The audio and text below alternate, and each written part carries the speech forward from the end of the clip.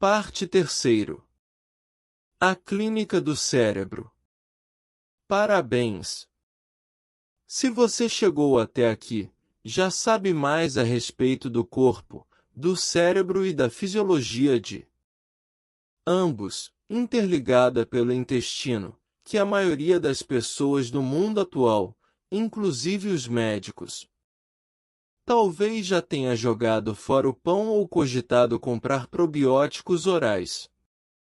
Ou talvez tenha mergulhado de cabeça no consumo diário de iogurte e pesquisado alimentos que afirmam conter cepas bacterianas, amigas do intestino. Certamente você adotou algumas das estratégias que vou alinhavar nesta parte 3ª, que termina com meu cardápio para 7 dias. Embora minhas recomendações não sejam particularmente exigentes, ao contrário do que você encontraria nos típicos livros de dieta, com um passo a passo explícito e tudo o que precisa ser feito. Durante X dias, meu objetivo é apresentar ideias que poderão ser adequadas a seus gostos e preferências. Quero capacitá-lo a assumir o controle de seu corpo e o futuro de sua saúde. As sugestões aqui oferecidas são mais princípios gerais, linhas mestras para refletir sobre suas opções de vida e circunstâncias pessoais à luz de todas as informações. Meus conselhos propõem um reinício do seu jeito, para uma vida vibrante, feliz e saudável, com brilho na mente e no espírito. Siga no seu próprio ritmo à medida que modifica sua dieta e seu regime de suplementação. Leve o tempo que for necessário para corrigir seu ambiente doméstico e encontrar probióticos de alta qualidade. Mas não se esqueça de que, quanto mais rápido executar essas recomendações para alimentar a mente, quanto mais arrisca segui-las, mais cedo sentirá, e provavelmente enxergará os resultados. Na verdade, não é apenas uma questão de transformar sua saúde por dentro. Sua cintura vai diminuir. E todas essas coisas intangíveis a seu respeito, suas emoções, seus níveis de energia, sua capacidade de realizar coisas e sentir-se gratificado, também vão mudar para melhor. 8. Alimento para o microbioma. 6 dicas para estimular o cérebro. Estimulando o intestino. A toda hora me perguntam quanto tempo leva para reabilitar um microbioma disfuncional ou com mau desempenho. As pesquisas mostram que alterações significativas na variedade de bactérias intestinais podem ocorrer em apenas 6 dias após a introdução de um novo protocolo alimentar, como aquele que apresento neste capítulo. Mas cada pessoa é diferente, a reabilitação vai depender do estado atual do seu intestino e da rapidez com que você se comprometer integralmente com as modificações. Eis as 6 dicas para nutrir um microbioma saudável, segundo as descobertas científicas mais recentes. Dica número 1. Escolha alimentos ricos em probióticos. Em grande parte do planeta, os alimentos fermentados proporcionam bactérias probióticas para a dieta. As evidências indicam que a fermentação de alimentos remonta a 7.000 anos, na produção de vinho na Pérsia. Os chineses fermentavam repolho 6.000 anos atrás. Ao longo dos séculos, as civilizações não compreenderam o mecanismo por trás do processo de Fermentação. Mas os benefícios à saúde associados aos alimentos fermentados eram bem conhecidos. Muito antes de haver probióticos em cápsulas à venda nas lojas de alimentos saudáveis. O kimchi. Um acompanhamento popular e tradicional da cozinha coreana, é considerado um prato nacional na Coreia.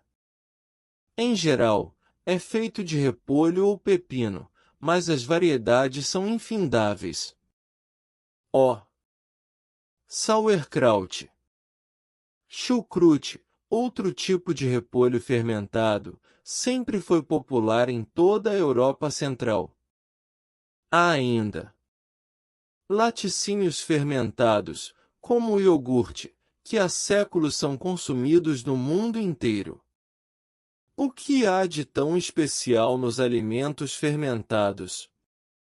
A fermentação é o processo metabólico de conversão de carboidratos, como os açúcares, em álcool e dióxido de carbono ou em ácidos orgânicos. Ela exige a presença de levedura, de bactérias ou de ambas. Ocorre em condições em que esses organismos ficam privados de oxigênio. Na verdade, a fermentação foi descrita como a respiração sem ar pelo químico e microbiologista francês Louis Pasteur, no século XIX. Pasteur celebrizou-se pela descoberta dos princípios da fermentação microbiana, assim como da pasteurização e da vacina. Embora alguns possam ter familiaridade com a fermentação que ocorre, por exemplo, na produção de cerveja ou vinho, é o mesmo processo que faz o pão crescer. A levedura converte o açúcar em dióxido de carbono, e isso aumenta o pão, mas, por motivos óbvios, não vamos mais falar de pão. O pão não é probiótico. O tipo de fermentação responsável pela maior parte dos alimentos probióticos, ricos em bactérias benéficas, é chamado de fermentação do ácido lático. Nesse processo, as bactérias boas convertem as moléculas de açúcar dos alimentos em ácido lático. Ao fazê-lo, as bactérias se multiplicam e proliferam. Esse ácido lático, por sua vez, evita que o alimento fermentado seja invadido por bactérias patogênicas, ao criar um ambiente com baixo pH, isto é, um ambiente ácido, que mata as bactérias nocivas, cujo pH é mais alto. Hoje em dia, na produção de alimentos fermentados, por exemplo, certas cepas de bactérias do bem, como a Lactobacillus acidophilus, são introduzidas em alimentos açucarados para acelerar o processo. Para fazer iogurte, por exemplo, tudo de que você precisa é de uma cultura inicial, cepas de bactérias vivas e ativas, e leite. A fermentação do ácido lático também é usada para preservar alimentos, aumentando seu prazo de validade. No próximo capítulo, vou compartilhar detalhes daquilo que se deve olhar ao procurar suplementos probióticos. Mas sem dúvida a melhor maneira de consumir um monte de bifidobactérias e lactobacilos é obtê-los de fontes integralmente naturais, o que os torna excepcionalmente biodisponíveis, facilmente aceitos pelo corpo. São essas as cepas que agirão de diversas maneiras dentro do seu corpo. Elas ajudam a manter a integridade do revestimento intestinal, equilibram o pH do corpo, atuam como antibióticos, antivirais e até antifúngicos naturais.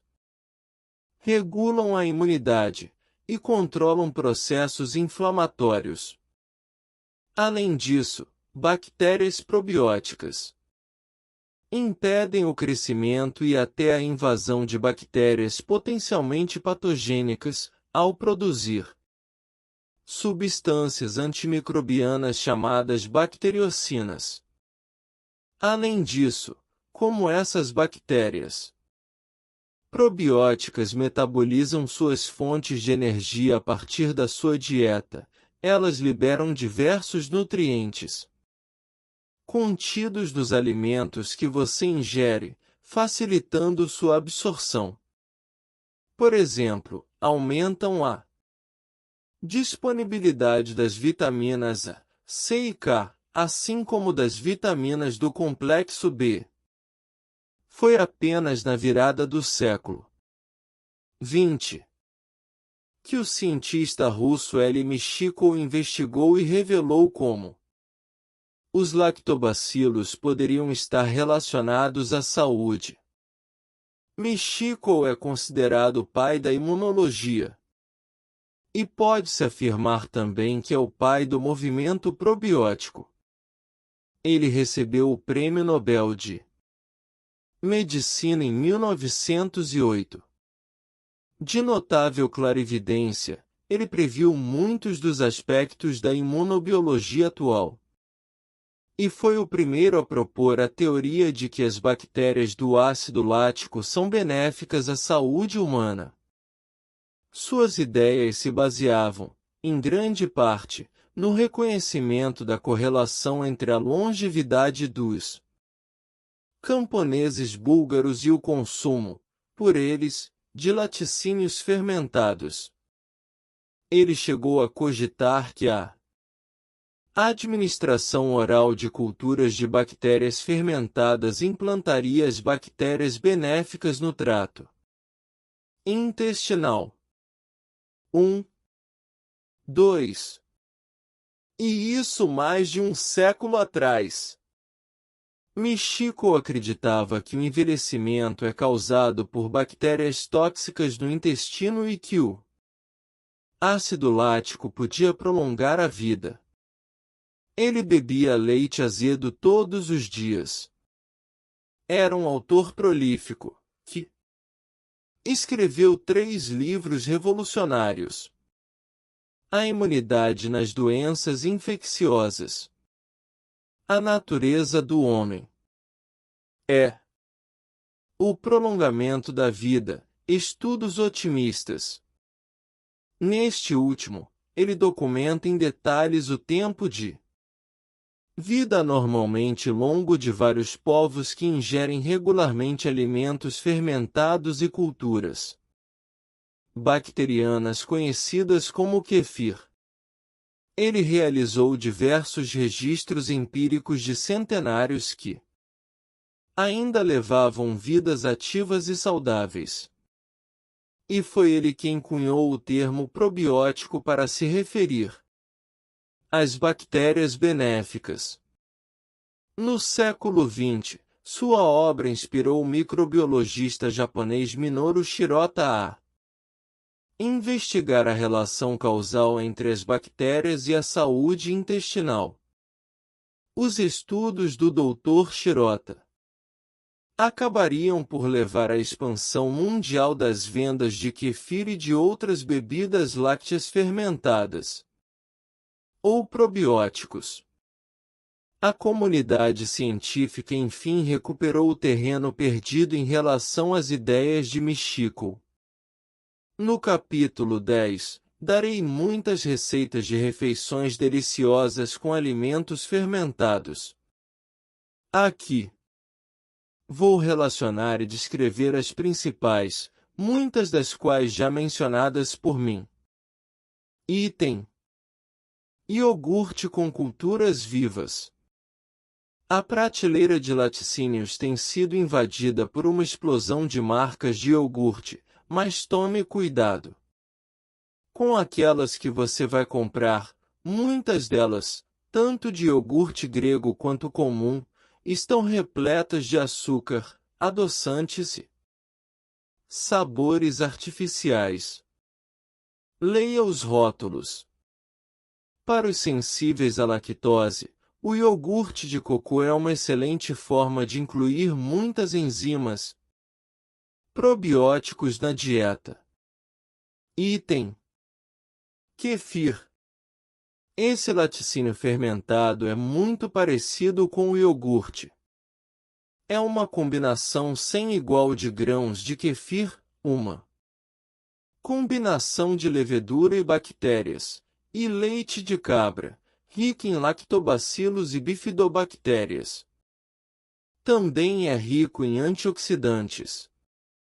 Para os sensíveis ao leite ou intolerantes à lactose, o kefir de cocô também é delicioso e igualmente benéfico. Item: chá de kombucha. É uma espécie de chá preto fermentado, usado há séculos. Gaseificado e geralmente servido gelado, também se acredita que ajuda a aumentar a energia e pode ajudá-lo a perder peso. Item: tempeh. Muitas pessoas, sobretudo os vegetarianos, ingerem tempeh como substituto da carne. O tempeh é feito à base de grãos de soja fermentados. Trata-se de uma proteína completa, com todos os aminoácidos. No geral, eu não sou muito fã dos derivados de soja, por diversas razões, mas pequenas quantidades de tempeh são aceitáveis. Ótima fonte de vitamina B12, o tempeh pode ser ralado sobre as saladas. Item: quinte. Além de proporcionar bactérias benéficas, o quinte também é uma ótima fonte de cálcio, ferro, beta-caroteno e vitaminas A, C, B1 e B2. O único problema, para alguns, é ser picante. Mas trata-se de um dos melhores alimentos probióticos que você pode adicionar à sua dieta, se aguentar o ardido. Item: chucrute. Esse repolho fermentado não apenas alimenta as bactérias sadias do intestino como também contém colina, uma substância química necessária para a transmissão apropriada dos impulsos nervosos do cérebro para o sistema nervoso central. Item: picles. Não é à toa que muitas grávidas sentem desejo de picles, um dos probióticos naturais mais fundamentais e amados. Para muitos, o picles pode ser a porta de entrada para outros alimentos fermentados, mais exóticos. Item: frutas e vegetais em conserva. Conservá-los como picles, como os bastões de cenoura, transforma o que é comum em extraordinário. Seja a conserva feita por você, seja ela comprada no supermercado, lembre-se de que os benefícios probióticos só estão presentes em alimentos não pasteurizados, conservados em salmoura, e não em vinagre. Item: condimentos em cultura. Acredite se quiser, é possível lactofermentar tipos de maionese, mostarda, raiz forte, molhos fortes, reli, salsa, guacamole, molhos de salada e chutney de frutas. O creme de leite azedo, sour cream. Embora tecnicamente um laticínio fermentado, tende a perder o poder probiótico no processamento.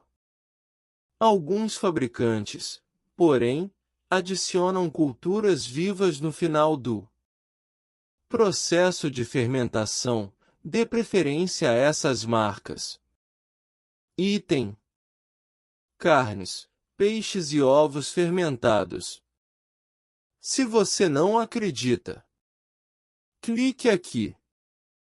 Em busca de receitas de dar água na boca, de carne seca a sardinhas em conserva e ovos cozidos fermentados. Como observação geral, caso você não pretenda preparar em casa esses pratos, usando minhas receitas fáceis, fique de olho nos produtos que compra no mercado. Cuidado com os açúcares adicionados, os conservantes químicos e os corantes.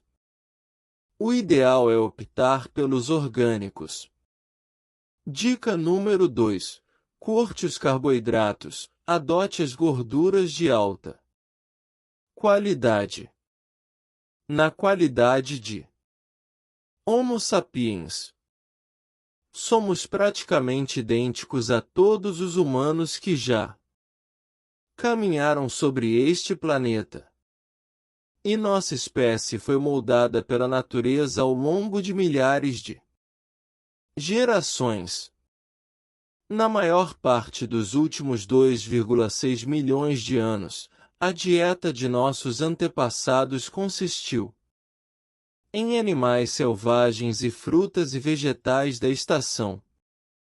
Hoje em dia, a dieta da maioria das pessoas se baseia em grãos e carboidratos, muitos dos quais contendo glúten, destruidor do intestino e danoso para o microbioma, cujos efeitos secundários atingem o cérebro. Mesmo que ignoremos o fator glúten, uma das principais razões para que o consumo excessivo de grãos e carboidratos seja ruim é o fato de provocarem picos de glicemia, ao contrário de outros alimentos, como carne, peixe, frango e vegetais. Já apresentei os fatos relativos àquilo que o excesso de glicose no sangue provoca no corpo e no equilíbrio da flora intestinal. Quanto mais açúcares, mesmo os artificiais, são consumidos, mais doente fica o microbioma. De um ponto de vista puramente tecnológico, evoluímos muito desde o Paleolítico. Mas milhões de nós ainda sofrem desnecessariamente e têm problemas de saúde. É inaceitável o fato de doenças evitáveis e não transmissíveis representarem hoje um número de óbitos maior que o de todas as outras doenças somadas. Como isso é possível? Vivemos mais tempo que as gerações anteriores, mas não vivemos necessariamente melhor. Fracassamos na tentativa de evitar e curar doenças às quais ficamos suscetíveis na velhice. Não conheço ninguém que queira viver até os 100 anos se os últimos 20 anos forem de sofrimento. Para mim, está claro que a mudança na nossa dieta, ao longo do último século, é a culpada de muitos de nossos males contemporâneos. À medida que trocamos uma dieta rica em gordura, rica em fibras e pobre em carboidratos por uma dieta pobre em gordura, pobre em fibras e rica em carboidratos, ao mesmo tempo começamos a sofrer de condições crônicas relacionadas ao cérebro. Embora possa ser difícil acreditar, por mais inteligente e antenado que você seja, seu cérebro não é tão diferente do cérebro de um antigo ancestral, nascido dezenas de milhares de anos atrás. Ambos evoluíram para procurar alimentos ricos em gordura e açúcar, um mecanismo básico de Sobrevivência. Seu semelhante das cavernas passou muito tempo caçando alimento e só comia carne. Rica em gordura, peixes e um ou outro açúcar natural a partir das plantas, e, na estação certa, frutas. Você não precisa caçar, porque dispõe de acesso abundante a gorduras e açúcares processados. Você e seu semelhante das cavernas possuem cérebros que funcionam da mesma forma, mas suas fontes nutritivas são tudo menos parecidas. A esta altura, você já sabe que uma dieta rica em açúcar e pobre em fibras alimenta bactérias indesejadas e aumenta a chance de permeabilidade intestinal, danos às mitocôndrias, comprometimento do sistema imunológico e processos inflamatórios generalizados que atingem o cérebro. E é um círculo vicioso. Todos esses efeitos pioram o ataque ao equilíbrio microbiano. Um pressuposto central de a dieta da mente é o fato de as gorduras, e não os carboidratos, serem o combustível favorito do metabolismo humano, o que elas têm sido ao longo de toda a evolução humana. Apresentei os argumentos em favor de gorduras de alta qualidade e de não nos preocuparmos tanto com os chamados alimentos ricos em colesterol. Permita que eu resuma, aqui, os pontos principais, para pôr essas informações no contexto do microbioma. O famoso estudo cardíaco de Framingham é um dos mais valorizados e reverenciados já realizados nos Estados Unidos. Acrescentou toneladas de dados à nossa compreensão dos fatores de risco de certas doenças. Embora tenha sido originalmente concebido para identificar fatores ou características em comum que contribuem para doenças cardiovasculares, desde então ele revelou fatores de risco para inúmeras condições, entre elas transtornos relacionados ao cérebro. Também trouxe à luz as relações entre os traços físicos e os padrões genéticos. Entre os muitos estudos reveladores surgidos a partir do estudo original de Framingham está o realizado em meados da década de 2000 por pesquisadores da Universidade de Boston. Eles analisaram a relação entre o nível total de colesterol e o desempenho cognitivo, através do exame de 789 homens e 1.105 mulheres, todos isentos de demência e derrames no início do estudo.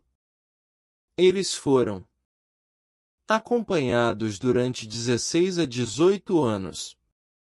A cada 4 ou 6 anos eram realizados exames cognitivos, para avaliar as características que haviam sofrido comprometimento nos portadores de Alzheimer, como memória, aprendizado, formação de conceitos, concentração, atenção, raciocínio abstrato e habilidades organizacionais. Segundo o relatório da pesquisa, publicado em 2005, níveis inferiores de colesterol de ocorrência natural estão associados a um desempenho inferior nas mensurações cognitivas, que impunham alta demanda de raciocínio abstrato, atenção, concentração, fluência verbal e funcionamento executivo. 3. Em outras palavras, aqueles com níveis de colesterol mais altos tinham um desempenho melhor nos testes cognitivos que aqueles com níveis mais baixos. Isso indicava um fator protetor, quando se trata de cérebro e colesterol. As pesquisas mais recentes do mundo inteiro continuam a subverter o senso comum. As doenças arteriais coronarianas, uma das principais causas de ataques cardíacos, podem ter mais a ver com processos inflamatórios que com colesterol alto. E o raciocínio por trás disso tem relação com o papel do colesterol como nutriente crucial para o cérebro, essencial para o funcionamento dos neurônios. Ele também desempenha um papel fundamental na construção das membranas celulares. Além disso, o colesterol atua como antioxidante e precursor de importantes moléculas auxiliares do cérebro, como a vitamina D, assim como de hormônios relacionados aos esteroides, por exemplo, hormônios sexuais como a testosterona e o estrogênio. O cérebro demanda altas quantidades de colesterol como fonte de combustível, mas os neurônios não conseguem, sozinhos, gerá-lo em quantidades significativas.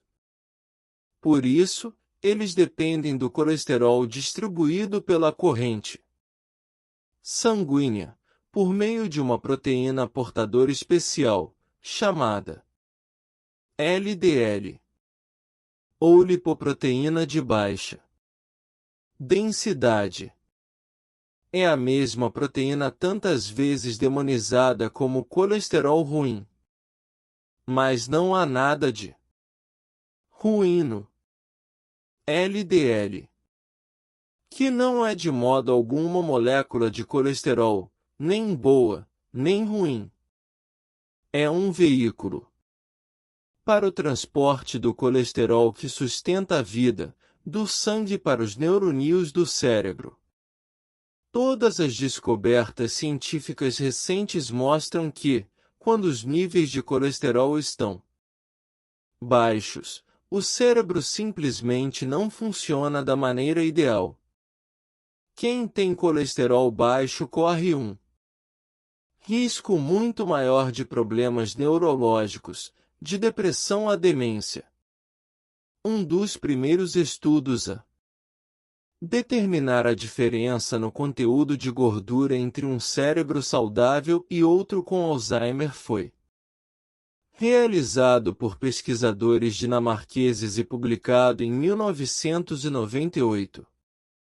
Em seu estudo com pacientes falecidos, os cientistas descobriram que portadores de Alzheimer sofriam de uma significativa redução na quantidade de gordura no fluido cerebroespinhal, principalmente colesterol e ácidos graxos livres, se comparados ao grupo de controle. 4. Isso ocorreu quer os pacientes de Alzheimer tivessem ou não o gene defeituoso, conhecido como ApoE4, que predispõe as pessoas à doença. Considerando os elos estabelecidos entre excesso de peso, controle da glicemia e risco de doenças cerebrais, estudos que analisam os efeitos de diversas dietas também são reveladores. 1. Estudo esclarecedor, nesse aspecto, foi publicado em 2012 no Journal of the American Medical Association. 5. Nesse estudo, pesquisadores de Harvard apresentaram os efeitos de 3 dietas populares em um grupo de adultos jovens obesos ou com sobrepeso. Os participantes do estudo experimentaram cada uma das dietas durante um mês. Uma delas era pobre em gorduras, 60% das calorias vinham de carboidratos, 20% de gordura e 20% de proteínas. Outra era de baixa glicemia. 40% das calorias vinham de carboidratos, 40% de gordura e 20% de proteínas, e a terceira era muito pobre em carboidratos. 10% das calorias vinham de carboidratos, 60% de gordura e 30% de proteínas. Embora todas as dietas fornecessem o mesmo número de calorias, os resultados foram marcantes.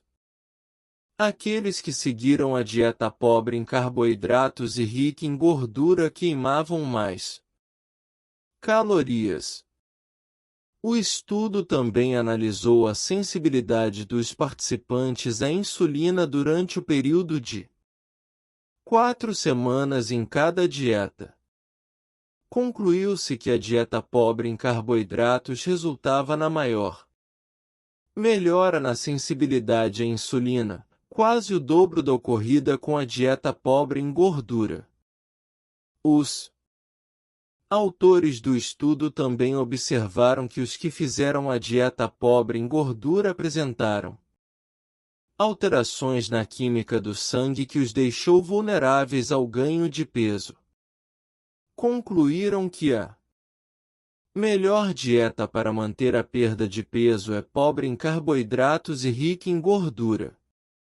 Em outras palavras, do ponto de vista da redução do risco de doenças cerebrais, em razão do elo entre a obesidade, o sobrepeso e os transtornos neurológicos, a melhor opção é uma dieta pobre em carboidratos e rica em gordura.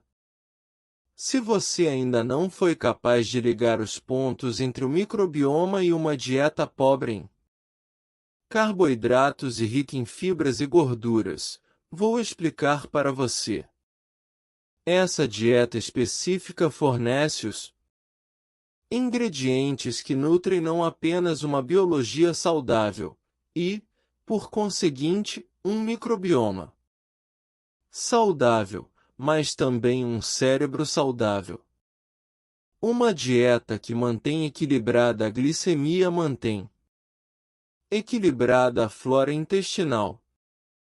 Uma dieta rica em fontes de fibras, que você obterá de frutas e vegetais integrais, alimenta as bactérias boas do intestino e produz o equilíbrio ideal dos ácidos graxos de cadeia curta, para manter o controle do revestimento intestinal.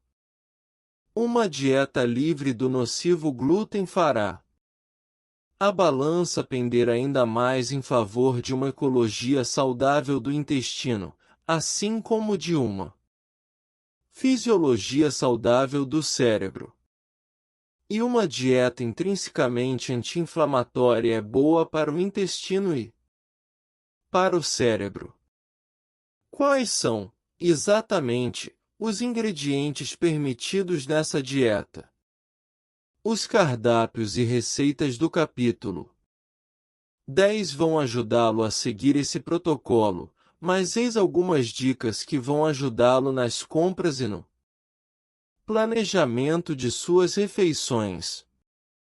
Note que a dieta que proponho pede que a entrada principal seja majoritariamente composta por frutas e vegetais que crescem acima da terra, com proteínas como acompanhamento.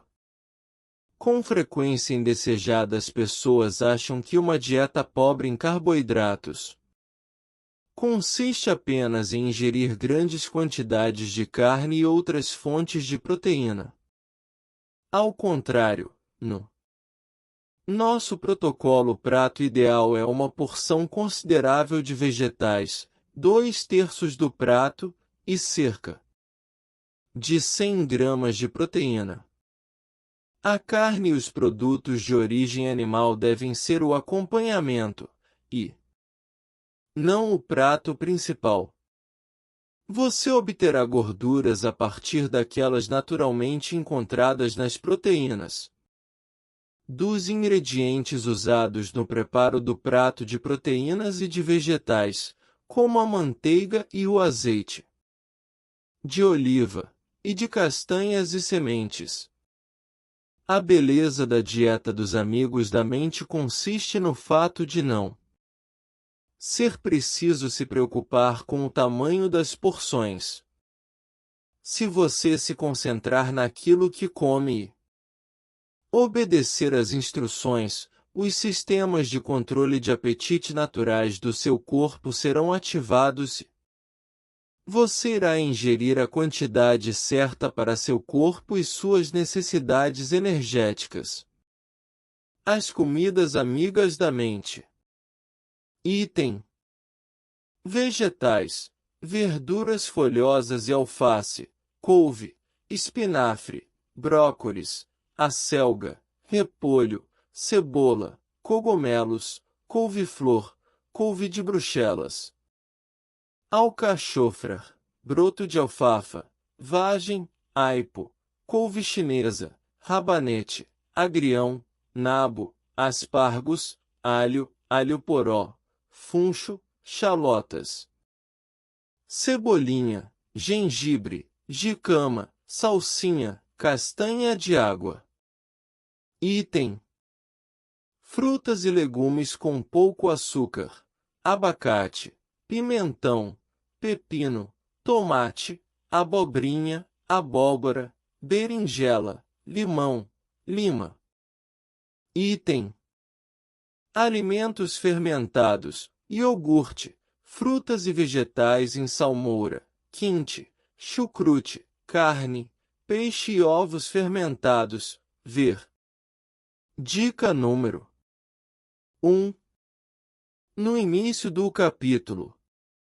Item: gorduras saudáveis, azeite de oliva extra virgem, óleo de gergelim, óleo de cocô, banha de animais alimentados no pasto e manteiga orgânica ou de animais alimentados no pasto, manteiga clarificada, leite de amêndoas, abacate, cocô, azeitonas, nozes e manteiga de karité, queijo, exceto os azuis, e sementes, linhaça, girassol, abóbora, gergelim, chia.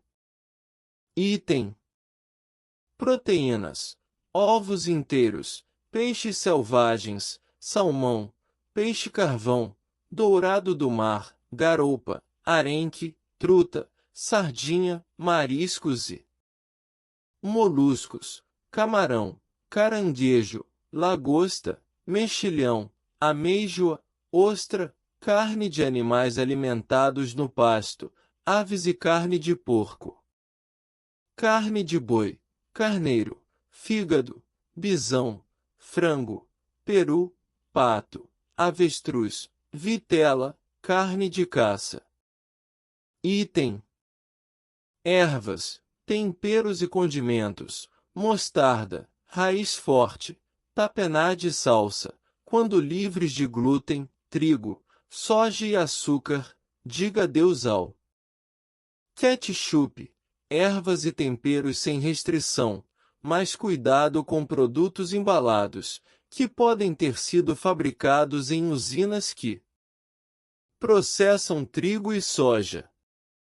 Os seguintes alimentos podem ser usados com moderação, por moderação entenda-se pequenas quantidades desses ingredientes uma vez por dia ou, melhor ainda, apenas algumas vezes por semana. Item: cenoura e xirívia. Item: leite de vaca e creme de leite. Use com parcimônia nas receitas, no café e no chá. Item: leguminosas, feijão, lentilha, ervilha. Exceção: grão de bico, hummus liberado. Item: grão sem glúten, amaranto, trigo sarraceno, arroz, branco, integral ou selvagem, milheto, quinoa, sorgo, teff. Caso compre aveia, Certifique-se de que ela seja verdadeiramente sem glúten. Às vezes ela vem de usinas que processam derivados de trigo, o que provoca contaminação. Em geral, eu recomendo que se limitem os grãos sem glúten porque, quando são processados para o consumo humano, por exemplo, a moagem da aveia e o preparo do arroz para o empacotamento, sua estrutura física pode sofrer alterações, o que pode aumentar o risco de uma reação inflamatória. Item: adoçantes, estévia natural e chocolate. Leia mais sobre o chocolate abaixo. Item: frutas doces integrais. As melhores são as frutas vermelhas. Tome extremo cuidado com frutas açucaradas como pêssego, manga, melão, mamão, ameixa e abacaxi. Lembre-se sempre que possível de dar preferência ao alimento orgânico, sem glúten, sem OGM. Em meu site você encontra uma lista de lugares onde o glúten pode se esconder. Quando comer carne e frango, opte por aqueles sem antibióticos, alimentados no pasto, 100% orgânicos. Prefira peixe selvagem, que costuma ter níveis inferiores de toxinas em relação aos peixes de aquicultura. Para uma lista de peixes pescados de maneira sustentável, os que contêm as menores quantidades de toxinas, visite o site Seafood Watch, do Aquário da Baía de Monterey, em www.seafoodwatch.org. Lembre-se de tomar cuidado com rótulos sem glúten em produtos repletos de ingredientes processados e pobres em verdadeiros nutrientes. O objetivo é selecionar alimentos naturalmente sem glúten, e não produtos cujo glúten foi simplesmente retirado. Dica número 3. Consuma vinho, chá, café e chocolate. Deve ser motivo de alegria o fato de poder adotar o vinho, o café e o chocolate, com moderação, e o chá o quanto seu coração quiser. Eles contêm os melhores remédios de que a natureza dispõe para o bem da saúde da flora intestinal. Vou explicar. Os flavonoides são produzidos pelas plantas como autoproteção contra vilões como os radicais livres. São polifenóis, poderosos antioxidantes encontrados nas plantas. Na verdade, talvez sejam o antioxidante mais abundante na dieta humana. São o tema de pesquisa aprofundada nas áreas de doenças cardiovasculares, osteoporose, câncer e diabetes, assim como na prevenção de condições neurodegenerativas. Em inúmeros estudos, verificou-se que o acréscimo de polifenóis à dieta reduziu de maneira significativa os marcadores de estresse oxidativo, o que, por sua vez, reduz o risco de males neurológicos. As principais fontes alimentares de polifenóis são as frutas e os vegetais. Bebidas de origem vegetal, entre elas o café, o vinho tinto e o chá, e o chocolate. Os polifenóis encontrados no chá preto têm sido estudados em razão de sua capacidade de influenciar de maneira positiva a diversidade microbiana no intestino. 6. Os pesquisadores já são capazes de quantificar as alterações na flora intestinal quando uma substância específica é acrescida à dieta. Os polifenóis do chá preto, mostram os estudos, aumentam as bifidobactérias, que ajudam a estabilizar a permeabilidade do intestino. Isso talvez explique por que o chá preto tem propriedades anti-inflamatórias. 7. Também se demonstrou que o chá verde multiplica as bifidobactérias, ao mesmo tempo que reduz os níveis de espécies clostridianas potencialmente nocivas. 8. Em um estudo de 4 semanas de bastante repercussão, indivíduos receberam doses altas ou baixas de flavonoides do cacaueiro. Antes e depois dessa intervenção, foram colhidas amostras fecais, medindo-se os tipos e a diversidade das bactérias, assim como outros marcadores fisiológicos.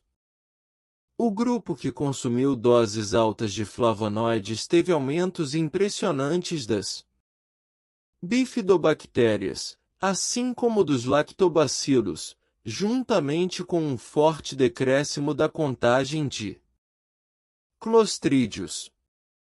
Essas alterações na flora intestinal foram acompanhadas por uma incontestável redução da proteína C reativa, o famoso marcador de processos inflamatórios associado a um risco maior de doenças.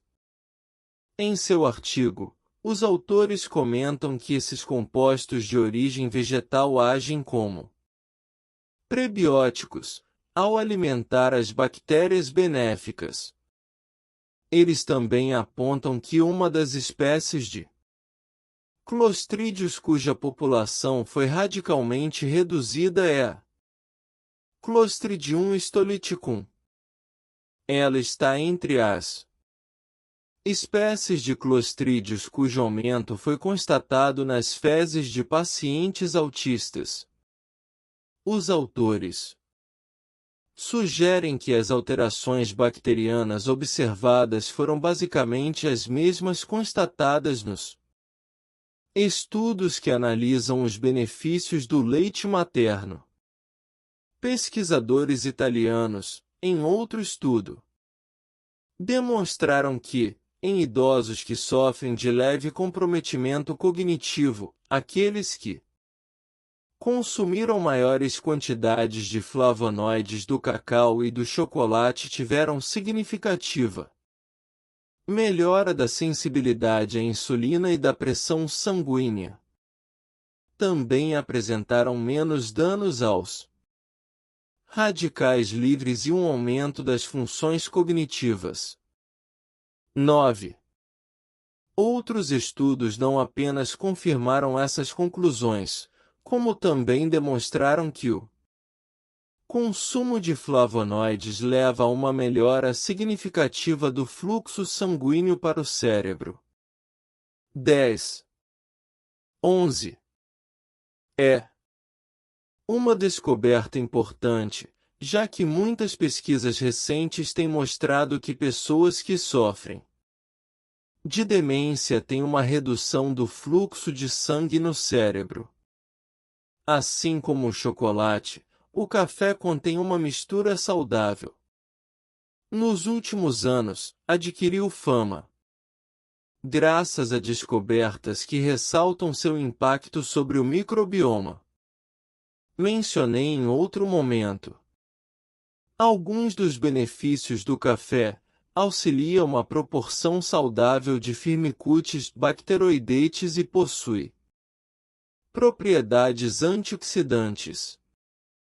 O café também estimula uma via genética específica, chamada via NRF2. Quando ela é acionada, o corpo produz níveis mais elevados de antioxidantes protetores, ao mesmo tempo que se observa uma redução nos processos inflamatórios e o reforço da desintoxicação. Outros ativadores da NRF2 incluem o chocolate, outro bônus para o cacau, o chá verde, a cúrcuma e o resveratrol, um ingrediente do vinho tinto, Quem já jantou comigo sabe que eu adoro tomar uma tacinha. E, na verdade, tomar uma taça de vinho tinto por dia pode ser bom para você e para seu microbioma.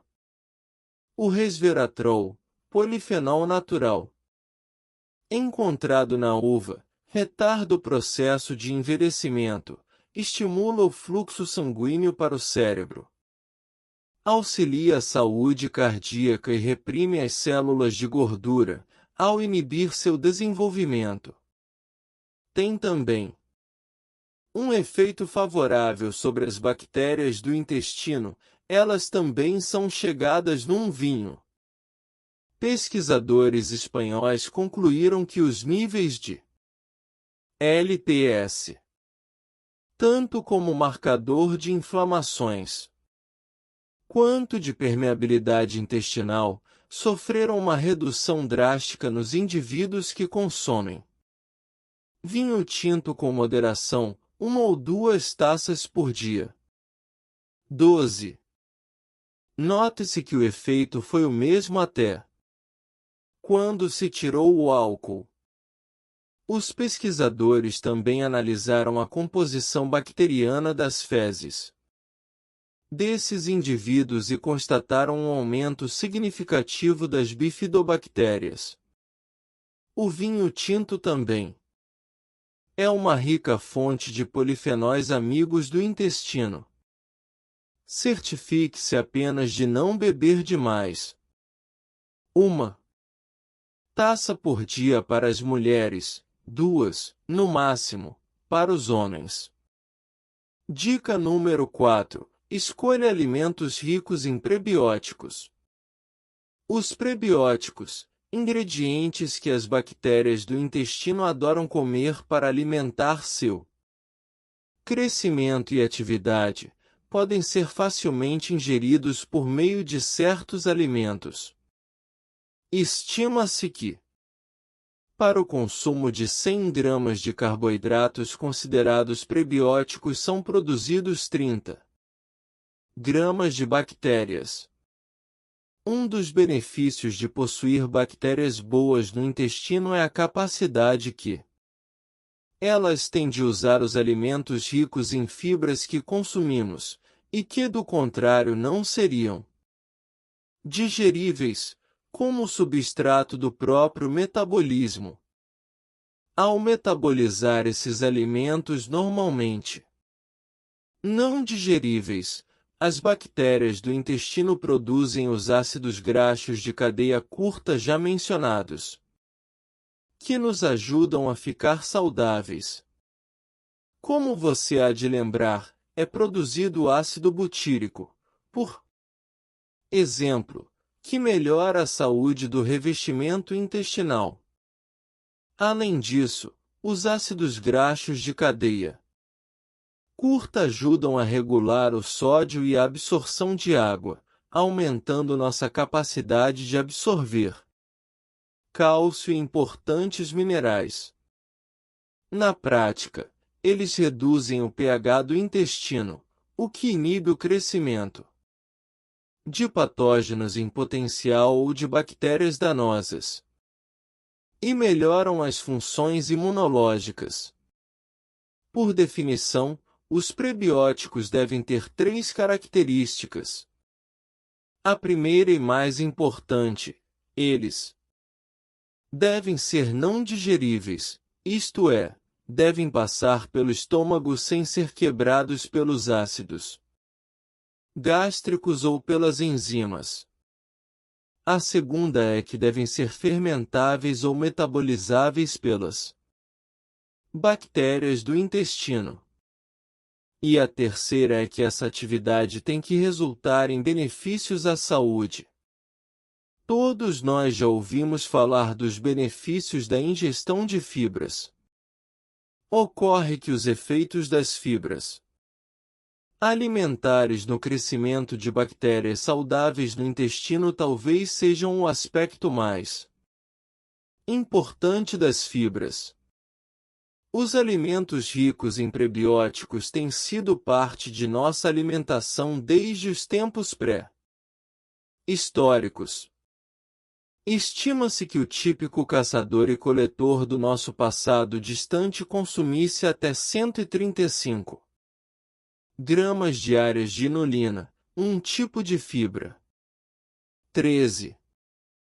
Os prebióticos ocorrem naturalmente em diversos alimentos, entre eles chicória, tupinambo, alcachofra, alho, cebola, alho-poró, jicama e inhame.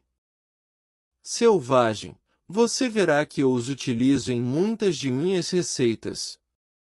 A ciência já estabeleceu com firmeza muitos outros efeitos positivos dos prebióticos. 14. Item. Reduzem doenças febris, relacionadas a febres, associadas com a diarreia ou eventos respiratórios, assim como a quantidade de antibióticos de que os bebês necessitam. Item. Ajudam a reduzir os processos inflamatórios nas doenças inflamatórias do intestino, auxiliando assim na proteção contra o câncer de cólon. Item.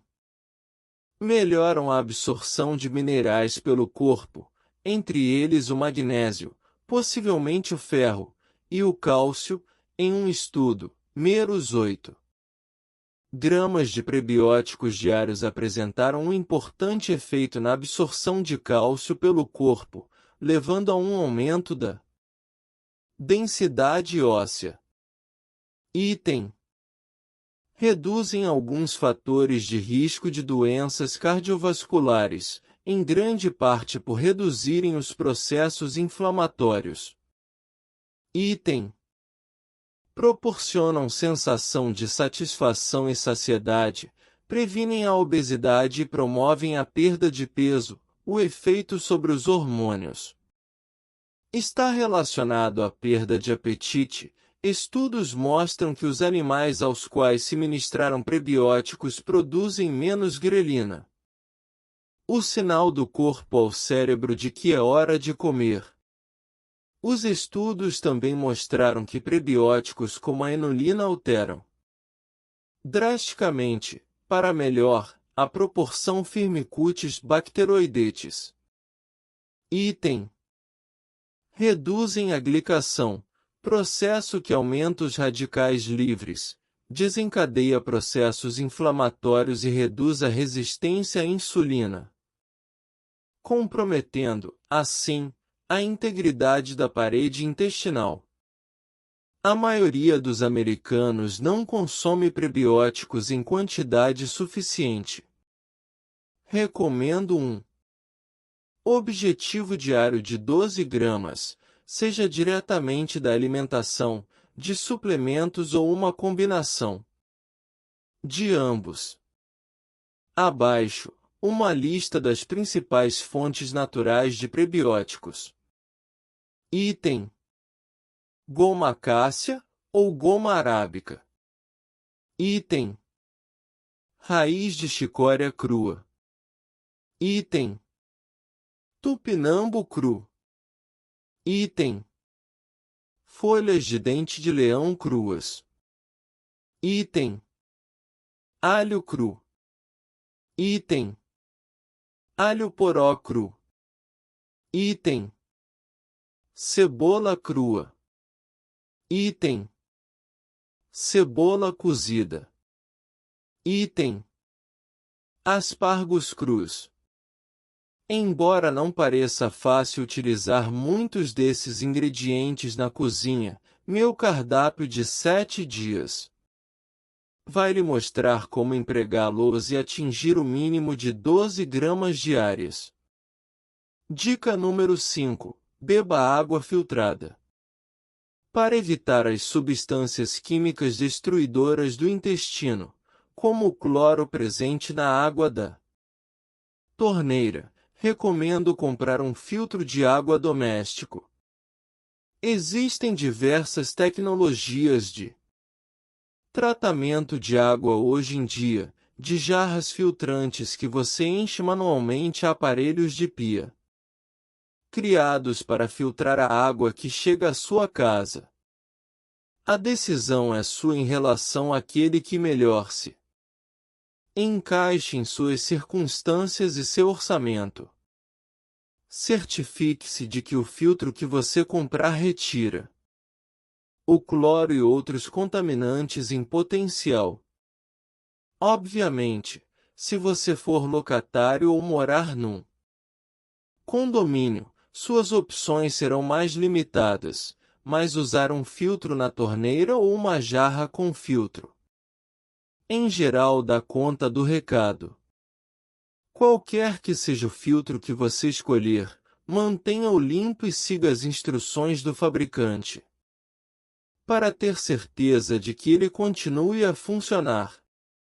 À medida que os contaminantes se acumulam, os filtros se tornam menos eficazes e podem começar a liberar substâncias químicas em sua água filtrada. Considere, ainda, a possibilidade de instalar um filtro no chuveiro. Sistemas de filtragem do chuveiro são fáceis de encontrar e não são caros. Dicas para reduzir a exposição a substâncias químicas. O protocolo alimentar exposto neste capítulo fará muito para protegê-lo de diversas exposições desnecessárias a substâncias químicas do meio ambiente, que podem desequilibrar seu microbioma e a fisiologia saudável do seu cérebro. Abaixo, algumas ideias adicionais. Item: conheça os produtores de sua região. Dê preferência a alimentos produzidos localmente, com menores quantidades de pesticidas e herbicidas. Procure a feira local mais próxima e comece a fazer compras nela. Item: reduza ao mínimo o uso de alimentos enlatados, processados e preparados. As latinhas em geral são revestidas com BPA. E os alimentos processados possuem maior probabilidade de conter ingredientes artificiais, como aditivos, conservantes, corantes, sabores de origem química. É difícil saber exatamente o que tem dentro das comidas preparadas que você compra no congelador do supermercado e nos produtos prontos para comer. Cozinhe a partir do zero, para saber o que está na sua comida, mas evite panelas ou utensílios de cozinha antiaderentes. Os objetos com revestimento em teflon contêm ácido perfluorooctanoico, considerado cancerígeno pela Agência Ambiental dos Estados Unidos. Item: não ponha no micro-ondas alimentos em recipientes de plástico, que podem liberar substâncias químicas nocivas absorvidas pelos alimentos. Use recipientes de vidro. Item: evite armazenar alimentos em recipientes de plástico e PVC. Item: jogue fora garrafas d'água de plástico, ou, pelo menos, evite plásticos com a indicação PC de policarbonato.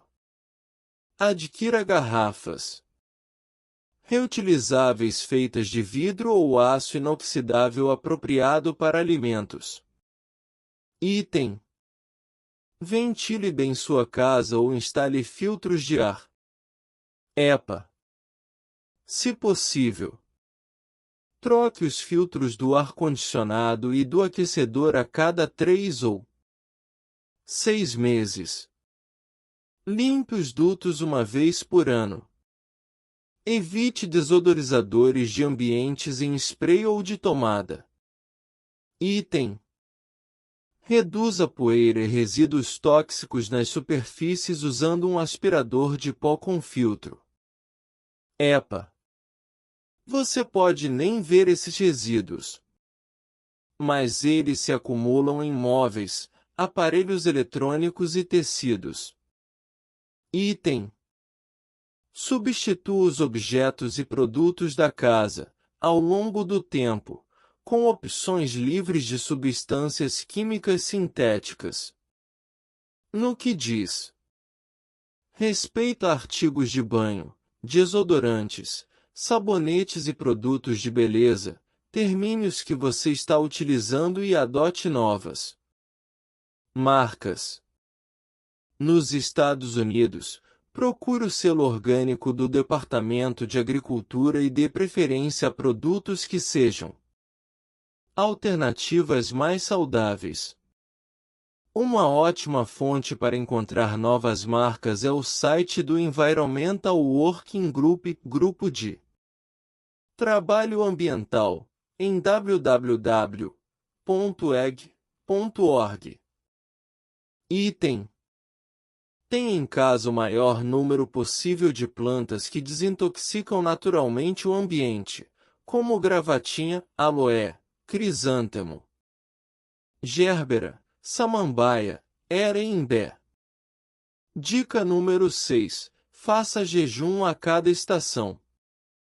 Um mecanismo crucial do corpo humano é a capacidade de converter gordura em combustível para a sobrevivência em períodos de fome.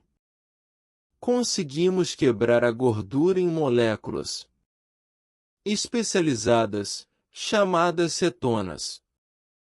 Uma delas, em especial, o beta-hidroxibutirato, beta, HBA, é um combustível superior para o cérebro. Isso propicia argumentos convincentes para os benefícios de jejuns intermitentes, assunto de que tratei detalhadamente em A Dieta da Mente.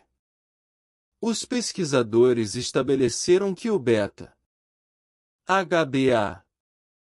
facilmente obtido acrescentando óleo de coco à dieta, melhora as funções antioxidantes, aumenta o número de mitocôndrias e estimula o crescimento de novas células cerebrais. E você sabe que tudo que ajuda a saúde e a proliferação das mitocôndrias é bom para a saúde do cérebro. Essas organelas, não se esqueça, fazem parte de nosso microbioma. Anteriormente, mencionei a via genética NRF2, que, quando ativada, produz um forte aumento na proteção antioxidante e na desintoxicação, assim como um decréscimo nos processos inflamatórios. Ela também representa um poderoso estímulo ao crescimento mitocondrial. Essa via é ativada por meio do jejum. Como você sabe, um dos processos mais importantes do corpo, ditado pelas mitocôndrias, é a morte programada das células, quando estas cometem suicídio. Somente nos últimos anos os cientistas finalmente delinearam os passos na cascata de eventos químicos que culminam na morte apoptótica das células, que pode ser devastadora quando foge do controle e leva à destruição de células cruciais, como as do cérebro. Um dos pesquisadores mais renomados nessa área é o Dr. Mark Mattson, do Instituto Nacional do Envelhecimento, em Baltimore. O Dr. Mattson publicou diversos trabalhos sobre o tema da redução da apoptose para proteger as células nervosas. Sua pesquisa, mais especificamente, centrou-se nos hábitos alimentares, mais exatamente o papel da restrição calórica na neuroproteção, ao minimizar a apoptose, melhorar a produção de energia das mitocôndrias, reduzir a formação de radicais livres mitocondriais e incentivar o crescimento das mitocôndrias. É um trabalho convincente, que nos dá uma clara validação científica da prática do jejum, uma intervenção médica descrita já nos textos védicos, mais de 3.000 anos atrás. Na verdade, sabe-se empiricamente há vários séculos que a redução na ingestão de calorias retarda o envelhecimento, reduz as doenças crônicas relacionadas à idade e prolonga a vida. Mas só recentemente a ciência recuperou o terreno perdido em relação às evidências empíricas. 15. 16. Além dos benefícios que eu já relacionei, a restrição calórica também mostrou aumentar a sensibilidade à insulina, reduzir o estresse oxidativo do corpo em geral e colocá-lo em modo de queima de gordura. Todos esses benefícios, por sua vez, ajudam a sustentar um microbioma saudável. A ideia de reduzir substancialmente a ingestão diária de calorias não agrada a muitos. Mas jejuns intermitentes, uma restrição total de calorias durante 24 a 72 horas, em intervalos regulares ao longo do ano, são mais administráveis e podem gerar os mesmos resultados da restrição calórica. Além disso, o jejum faz mais que melhorar a saúde e o funcionamento das mitocôndrias. Estudos de laboratório têm mostrado finalmente que a restrição calórica promove alterações na flora intestinal, que também podem ser responsáveis por parte do papel benéfico em nossa saúde. Um importante estudo, publicado em uma edição especial da revista Nature, em 2013, demonstrou que a restrição calórica enriquece as cepas bacterianas associadas a um tempo de vida mais longo, reduzindo as cepas que têm correlação negativa com o tempo de vida. 17. No artigo, os pesquisadores observam que animais sob restrição calórica podem estabelecer uma arquitetura estruturalmente equilibrada da microbiota intestinal, que pode exercer um efeito benéfico à saúde do hospedeiro. Embora esses estudos tenham se debruçado sobre a restrição calórica, lembre-se de que jejuns intermitentes proporcionam benefícios à saúde comparáveis e são uma estratégia mais prática para a maioria das pessoas. Meu protocolo de jejum é simples, nada de comida, mas bastante água, evite a cafeína, por um período de 24 horas. Se você está tomando algum medicamento, não deixe de tomá-lo. Se você toma remédios para o diabetes, por favor consulte antes o seu médico. Depois que você tiver adotado a dieta dos amigos da mente pelo resto da vida e quiser jejuar para aumentar seus benefícios, experimente um jejum de 72 horas, supondo que você já consultou seu médico, se houver qualquer condição médica a levar em conta. Recomendo pelo menos 4 jejuns anuais, uma excelente prática pode ser o jejum a cada mudança de estação, por exemplo, as últimas semanas de setembro, dezembro, março e junho. Uma observação para as grávidas. Você está grávida e planejando a experiência do parto? Converse com seu médico a respeito do uso da chamada técnica da gase caso por algum motivo você precise passar por uma cesariana. A Dra. Maria Glória Domingues Belo apresentou um trabalho que sugere que o uso da gaze para coletar bactérias do canal de parto da mãe e depois passá-las ao bebê nascido de cesariana, esfregando a gaze na boca e no nariz, de fato ajuda a fazer com que as populações bacterianas desses bebês se aproximem daquelas dos bebês nascidos em parto normal. Embora não seja um substituto do parto vaginal, é melhor que uma cesariana estéril. Planeje com antecedência, também, a forma de proporcionar a seu bebê a melhor nutrição possível. Até que ponto são eficientes as fórmulas para bebês que contêm bactérias benéficas? Os benefícios do leite materno estão tão bem estabelecidos que os fabricantes de fórmulas tentam imitar o leite humano o máximo possível. Mas o velho ditado americano continua a ser verdadeiro. Breast is best. O peito é melhor. E que tal suplementar as fórmulas tradicionais com probióticos criados para bebês?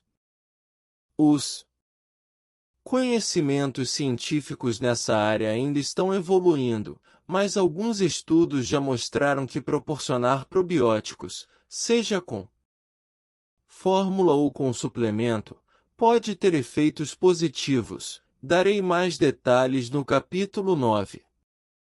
Eles podem reduzir as cólicas e a irritabilidade, e também o risco de infecções que demandam antibióticos. Com certeza não podem ser considerados substituto do leite materno. A complexidade do microbioma é praticamente insondável. O microbioma é dinâmico. Muda o tempo todo, em resposta ao nosso ambiente, o ar que respiramos, as pessoas que tocamos, os remédios que tomamos, a poeira e os germes que encontramos, os produtos que consumimos e até os pensamentos que nos vêm à mente. Assim como a comida dá informação ao corpo, nossa flora intestinal fala ao DNA, a nossa biologia e, no fim das contas, a nossa longevidade. Ainda que você tenha vindo ao mundo em parto natural e sido amamentado no peito por pelo menos 6 meses, isso não garante que seu microbioma, hoje, não esteja adoentado. Da mesma forma, você pode ter vindo ao mundo pela barriga da sua mãe, tomado leite em pó e mesmo assim ter uma saúde vibrante, graças à forma como cuidou de si mesmo e de seu microbioma ao longo dos anos. É uma faca de dois gumes. Por sorte, as sugestões deste capítulo para garantir a saúde da sua flora intestinal funcionam para todos. A beleza das ideias deste capítulo reside no fato de que, embora os dados científicos pareçam complexos, adotar esses princípios é tudo menos complexo. Assim que você abrir a porta para os 6 hábitos essenciais que nutrem e sustentam um microbioma saudável, vai melhorar a química do corpo inteiro, do intestino ao cérebro, e de tudo que fica entre os dois.